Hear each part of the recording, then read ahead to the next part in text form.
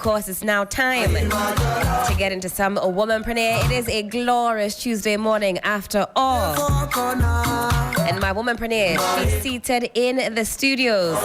Naa Oyo Quartey is a recipe developer, home chef, and a digital creator. Now, how are we doing? Hi, Helen. Thank you so much. Thank you for having me today. Good morning. I like your outfit. Oh, thank you. And I like the earrings. Oh, very unique. Yes, thank you. You look incredible this morning. Thank you so much. How's business? As you know, Charlie, the economy is the economy. Now you even warm us up. You know, my womanpreneurs will say, by His grace. No, we have to say what it is. You know, the economy is. It's economy. Is it hitting the food business quite hard? It has really hit the food business, and Charlie, it's a hassle. You know, the price of ingredients. Okay. You know, it's like keeps escalating. Nothing is really coming down. You know, and sometimes, you know, I just drive around. I'm like, hey, these restaurants are shut down. Hey, this, you know. Okay. And it's not been easy, but by God's grace, you know, like you're saying, you know, we are trying our best, you know, to do different things. You know, sometimes you have to take the bold step to pivot, you know, from what you're doing to other areas. So I get engaged with more cooking classes, you know, creating content on recipes, healthy recipes, you know, more focusing on women and, you know, how to eat the right things, you know, for our well-being and all that. Amazing stuff. So pivoting is key. Trying new things is key, especially in this climate that we're in. And I mean, you were once in corporate Ghana. Oh, yes. For how many years? About 6 years. About 6 years, yes. So, I know that the paycheck at that was heavy. It was good. But, you know, it's like, it's not everyone who is like created for the corporate world, you know. I mean, I really enjoyed the time, the experience, you know, getting training in health and safety. So I think a part of me too still like wanted to be in the food because I did food safety. All right. In Aberdeen, and it's really helped me in my food business, ensuring that, you know, my work environment is hygienic and all that. So I think that's also what has led to, you know, my current campaign. And I know you have some accoutrements with you as well. We'll definitely have to do this in parts because I know today our time was limited, and this is something that as soon as I caught on social media, I mean, we follow each other, and I realized that it wasn't just a one-time thing. You were on a campaign to educate all of us about how dangerous it is for us to continue eating hot food out of plastic. I mean, talk to us. Helen, it's serious. You know, it's like you're going to buy wache, right? And, you know, they are putting all this hot wache or jollof into the banku rubber, as we call it, you know. And, you know, it sometimes for me, it takes a moment. I'm like, wait, no, that shouldn't. Please give me wache leaves. And they will tell you they don't have wache leaves. And it breaks my heart. So I'm like, you know, I think this must change, you know. So I'm like, let me take my own bowl. Because this is something we used to do in the 80s, 90s. Our parents would send us, they'll give us a bowl, a food warmer, or a food flask to buy the cocoa in. So what changed? Why did we stop that? I definitely used to, and this is even, late 90s even. Yes. Take a bowl for wache to eat my morning wache in. There was nothing like all this rubber, and nothing like pack at the time. What they say, do you want rubber, do you want pack? Exactly. And the packs and the rubbers are killing us because when hot food comes into contact with styrofoam or with a banku rubber, it really melts it down. I don't know if you've ever bought hot food in styrofoam. Yes. You get to where you're going and then you realize, the styrofoam has like crinkled. Yes. It's melted into your food. So these chemicals have leached into your food and you're going to put it into your body. And I tell you, like styrene, which is what styrofoam is made from, once it comes into contact with your blood, it all has genetic damage to you. Goodness. And I've read the research, and it's like certain countries have even banned styrofoam. Because of the adverse effects of styrofoam on our bodies. My goodness. And it's not just the styrofoam. So the banku rubber, the same thing. It's made of phthalates. So these phthalates, when it's cool like that, let's say you put bread in it, it's fine. But once hot food comes into contact with it, it melts the rubber.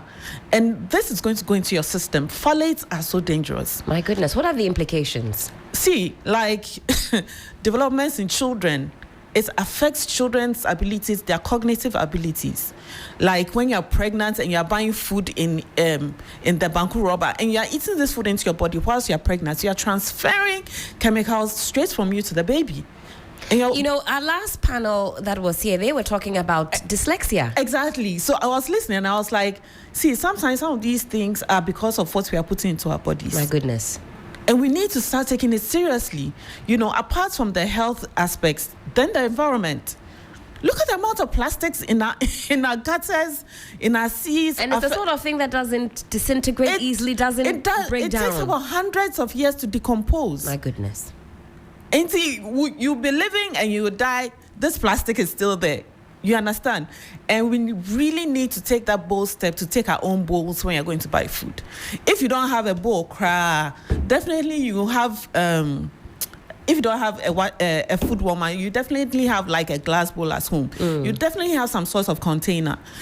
Please take it along with you. And I always say that the wache leaves, the leaves that they package wache in, ask for it. Even if they don't have, you can take along your own wache leaves because these things, they are cheap on the market. That's right. And you can store it in the freezer. It never goes off.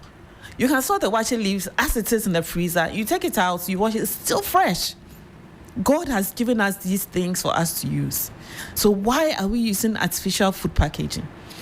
I recently watched a video. People are putting plastic, sachet water in banku, hot banku. I was telling the team and they said, we've never heard of this. It's untrue. And I saw the video that you posted. The comments, you realize that people are like, and people even put it in jollof. I'm like, yes. So this is the water we drink, they use sachet water. What is the purpose of putting it in the food? They say it prevents it from burning. And I've thought about it. It doesn't make any sense. You want your food not to burn, reduce the heat, regulate the heat. You understand? So why would you do this wickedness to consumers? And caterers who are making all the banku and then putting the banku in the rubber, and then tying it up. I mean, we do it in our homes as well.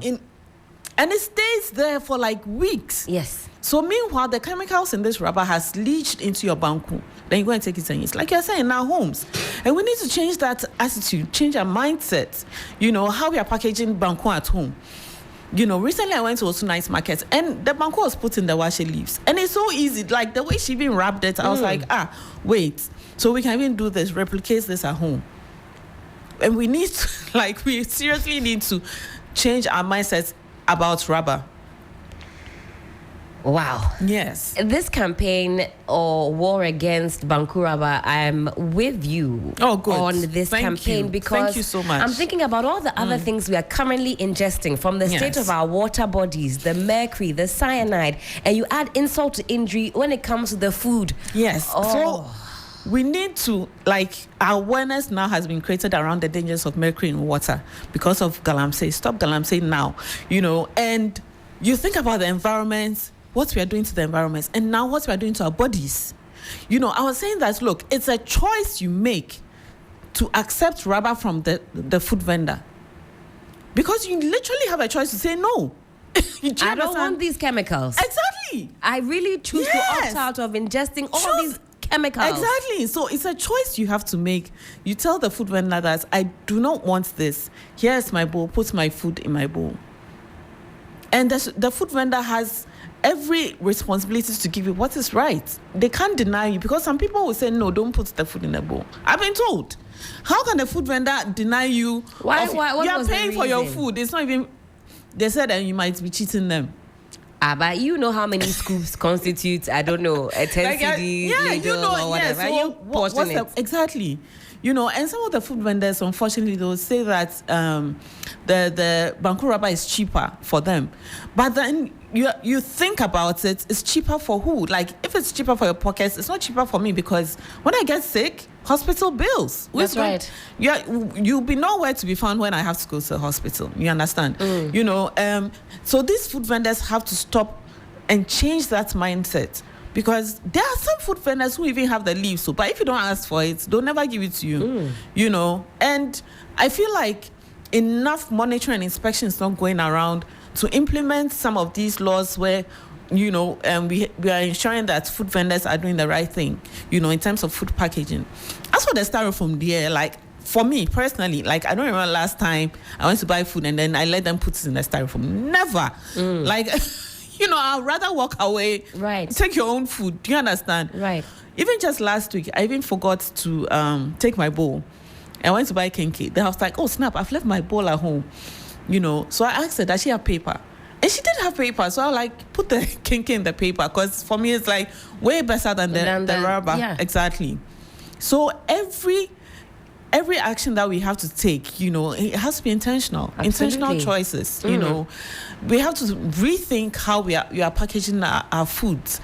And nowadays, like, yes, it's the trend, because we have so many people like, all these fancy plastic bottles that we see on Instagram, at parties, at events, we have to rethink these things, because at the end of the event, where are these plastic bottles ending up? We don't have a recycling culture. No, exactly. So we are implementing things into the system without enforcing the management of the waste. So in the end, we have all these bottles out there, clogging up the drains and our gutters. So for me, it's like, packaging. If you are like, you're a food vendor, or you want to go into the food vending space, or you want to, let's say, go into Sobolo, look at glass packaging. Maybe you add a little premium, but in the end, and then I mean, you market it's reusable. and you market it as being reusable and also just life-saving. Yes, so you can, like you're saying, you market it as sustainable, you market it as eco-friendly, and more of your customers will be like, oh wow, this person actually cares for my health. So this is something you can market and set you above the competition. Because I feel like more people would patronize you if that is what you're going to market, if that's your value that you're offering to your consumers. Even at weddings and all that. At the end of the wedding, so much plastic is just left. So much. Like, it's just too much. So one, we are killing our bodies, we are killing the environment. Like, something has to give. We have to stop something. The water, bobo. The food too, that's another wahala. On all fronts, I mean, our health is being compromised. It's being compromised. And I think I agree with you that we're not really paying attention to these things, and the future generations will be paying heftily for it if we don't step in and start changing our habits. Yes. And it's something we have to also teach our children. When you send them out, make sure you take give them the bowl to go with. Sometimes people will be like, but it's not convenient. Are we going to allow convenience to kill us? I mean, when you weigh up the two, what is more important? The pros and the cons, like, weigh them. Somebody say, I'm shy, my bowl is too big. Someone told me that, like, when I carry bowl, it's like I lose my steez. Like the aura is reduced, Charlie. Like, are you serious? Are you looking at what people, are you a people when you pleaser? die, they will say, had steez on 1,000. They will put that on your tombstone. Imagine. And I mean, unless you specifically ask, then that one we know say steez nekuno. Chale. Or a nekuno. And sometimes, like, we really have to think about stuff like, wait, even God commands us to take care of the environment. That's right. And our bodies are temples. Indeed. If you are sick and everything, how are you going to serve God? How are you going to serve your purpose? How are you going to work towards your goals? Because honestly, sickness, yare, and like, sickness can just hold you down. Even look at how you can have flu and like you're just dead. You can't do anything. You're down. You can't do anything. And then lots of these cancers that are coming about because of these plastics, some of them are incurable. Once you get it, that's it. That's the life sentence. We have an increase in kidney diseases now. Indeed. Liver diseases. And sometimes you're like, what are people taking? You say the correlation is this increased desire to eat with plastic from plastic. And then people are warming things in the microwave that are not supposed to be warmed in the microwave. So I mean, the plastic is leaching. It's leaching into the food because it's not a microwavable bowl. Ideally, you should be warming your food in a glass container or in a ceramic. So those ones are safer. Sometimes you can even see it, smell how you the can smell plastic the is plastic melting. has exactly. Time check. It is exactly 10 a.m. Now, this is a part one. In fact, a part one of many. Because like I said, I'm pledging to join in this campaign because it's something I think about often. We can't just be there. Just like that. Just like that. Ingesting all of this. I mean, we have a future to think about. The cancers, the kidney issues, the liver issues. We can't take it for granted. But now, thank you so much for giving us your time. Even though it was very short-lived. How can we find you on the social so we can also follow this campaign? So for this campaign, I urge everyone to join in. Use the hashtag Take Your Own Bowl. Take a photo of you or a video of you using your own bowl to buy food. Okay, you can follow me on all my socials at Oyo Quartey and use the hashtag Take Your Own Bowl. Say no to Banku Rubber. Say no to Banku Rubber, my womanpreneur of the morning. And I'm sure at a later date we can talk about food safety, our food industry. But today I really wanted to join in the clarion call for us to do away with the plastic. Well, what a morning it has been. Thank you, Naa, for your time this morning. This is where we bid you farewell. Safwa is standing by now for the news at 10 a.m. Thank you so much for deciding to start your morning with us. Of course, tomorrow we're back again, the same place, same time. It's the best breakfast show in all of the land. My name is Helen Appiah-Ampofo. On behalf of the amazing Sunrise crew, do have a glorious, glorious, glorious Tuesday morning. Womenpreneur on Sunrise. The best in the morning is on 92.7 Sunrise on 3FM.